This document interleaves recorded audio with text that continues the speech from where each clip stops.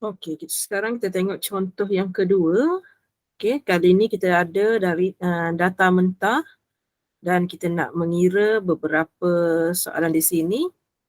Okey, sebelum kita kira soalan A dengan B, kita perlukan nilai perjumlahan.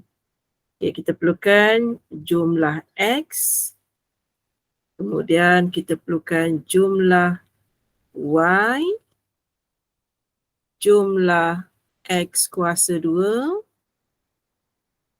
Okey, perlukan jumlah Y kuasa 2 dan last sekali jumlah XY. Okey. Kalau ikutkan, saya cerita dahulu bagaimana kita nak mencari jumlah perjumlahan yang ini.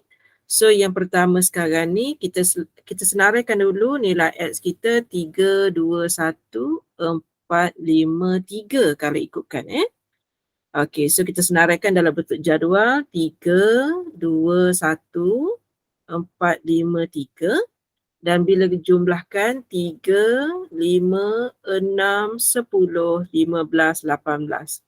Jadi jumlah X kita adalah 18. Begitu juga dengan nilai Y, kita ada 10, 8, 7, 12, 16, 11. So itu adalah nilai Y. Okey, so bagaimana nak dapatkan perjumlahan?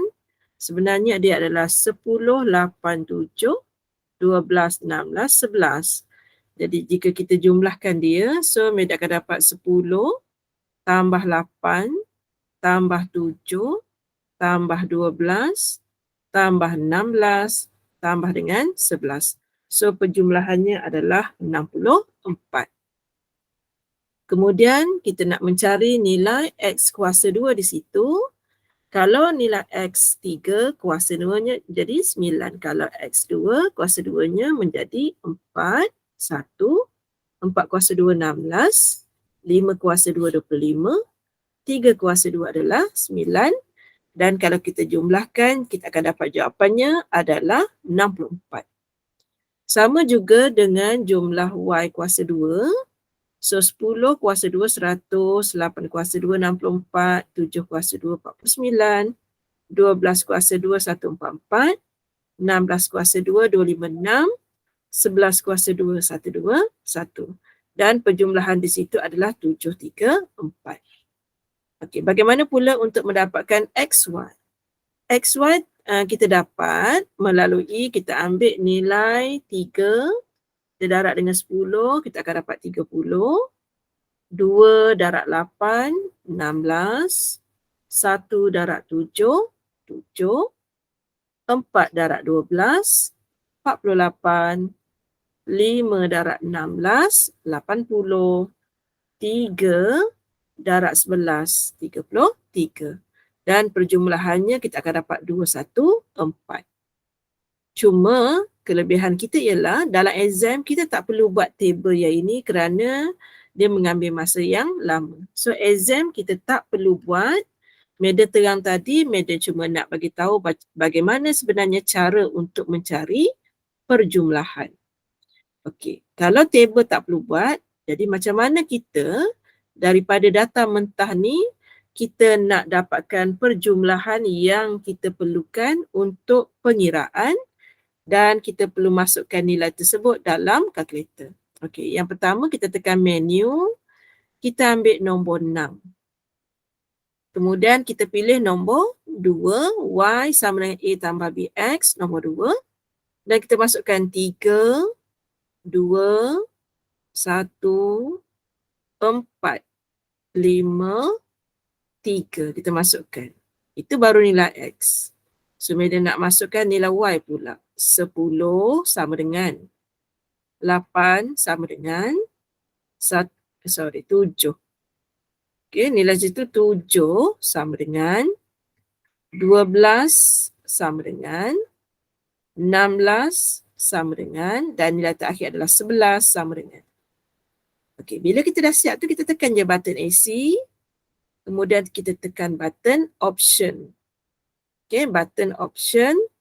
So kalau kita nak ambil contoh kita ambil nombor 2 Nombor 2. kita sebenarnya dah dapat beberapa nilai tu. Di situ jumlah X kita adalah 18. So, Madam tulis kat sini 18. Kita ambil lagi nilai lain. Jumlah X kuasa 2, 64. Okay, semua ada dalam kalkulator tu. Okay, katakan tak ada dah, gerakkan cursor ke bawah. Ada lagi. Jumlah Y, 64. Jumlah Y kuasa 2, 734. Okey, ada lagi yang tertinggal. Kita boleh gerakkan cursor ke bawah. Jumlah XY 214.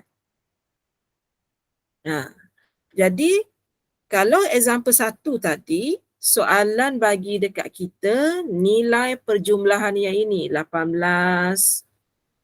64, 64, 734, 214. Tapi contoh yang kedua ni, Madam buat dia terbalik. Okay, daripada data asal dapat seperti example nombor 1. Kita tengok example nombor 1 tadi.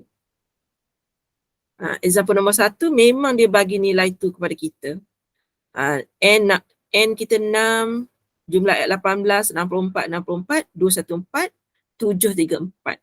So soalan 1 dengan 2 sebenarnya soalan yang sama. Cuma soalan 1 dia dah bagi, soalan 2 kita yang nak cari. Itu beza dia. Okay, so Madam dah dapat dua-dua nilai. Madam nak menjawab soalan A sekarang. Dia nak Pearson COC. Dia nak nilai coefficient of correlation. Lepas tu dia suruh interpret. Jadi jalan kerjanya sama saja dengan example 1. Iaitu kita masukkan ke dalam formula. Okay, so nilai-nilai yang ada tadi, kita masukkan nilai N kita 6. Macam mana nak tahu nilai N kita tu 6? Kita boleh tengok balik kalau kita gerakkan cursor kita ni. Nilai N di situ, baris yang kedua tu, N itu 6. Ataupun kita boleh bilang ni, berapa pasang yang kita ada. 1 pasang, 2 pasang, 3 pasang, 4 pasang, 5 pasang, 6 pasang. Jadi N kita adalah 6. Pun boleh, tak ada masalah. Mana-mana boleh. Kemudian bila kita masukkan dalam rumus, dalam example 1 tadi kita dah buat kesilapan, masukkan nilai dalam kalkulator. Yang ini kita ada linear sedikit lah. Kita masuk macam tadi juga, yang ini uruskan untuk nilai X. Kemudian yang warna pink ini uruskan nilai-nilai Y. Okay. Cuma kelebihan kita bila kita guna soalan nombor 2 ni, kita boleh tekan button option, kita ambil nombor 3. Kita ambil nombor 3. Sebenarnya jawapan tu dia dah bagi dah. A, B, R. So, kita tidak perlu kira. Tu dapat jawapan 0.9710. Itu kelebihan dia lah. So, dapat terus jawapan ni.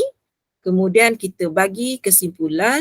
Dia adalah jenis strong positive linear relationship between two variables. Okey, kemudian soalan seterusnya dia minta kita kira. Okey, dia minta kita kira COD.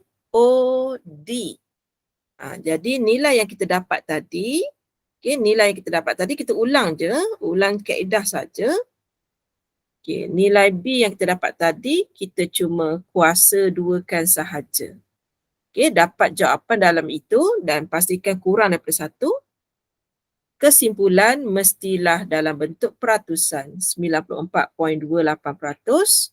Variasi dalam Y diterjemahkan oleh variasi dalam X.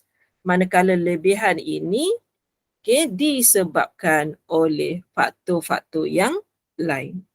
Okay. So, apa yang penting dalam example 2 ni ialah bagaimana kita daripada data mentah, Madam ajar cara menggunakan kalkulator dan akhirnya dia boleh menjimatkan masa kerana kita tak perlu buat jadual ini. Kalau pelajar buat jadual ini memang ambil masa yang lama dan kita mungkin akan buat careless mistake di sini. Okay? Jadi penggunaan kalkulator juga perlu dipraktikkan untuk menjawab soalan example 2. Objektifnya sebab soalan nombor 2 dengan nombor 1 ni sama, cuma asalnya dari mana. Soalan example 1 dia berasal daripada jumlah nilai yang dah diubah suai, tetapi contoh 2 kita dapat daripada data mentah. Okey, itu saja penerangan untuk contoh 2.